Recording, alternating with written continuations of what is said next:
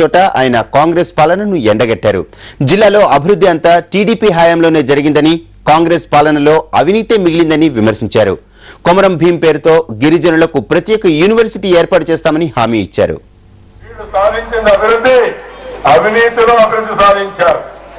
మీ జిల్లా పక్కనే ఏదైతే ఎల్లంపల్లి పోతుందో ఒక్క ఎల్లంపల్లో 450 కోట్ల రూపాయలు కాంట్రాక్ట్ కి అనుచితంగా దోచిపెట్టారు. మేము పోరాడాం, సమాధానం చెప్పలేదు.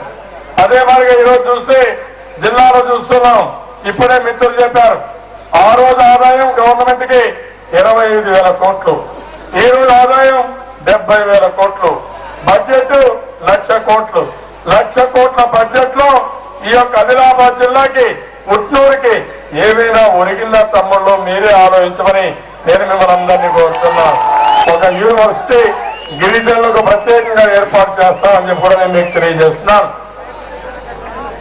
అదే మరిగా ఈ రోజు మెడికల్ కాలేజ్ కానీ ఈ యూనివర్సిటీ కానీ తప్పకుండా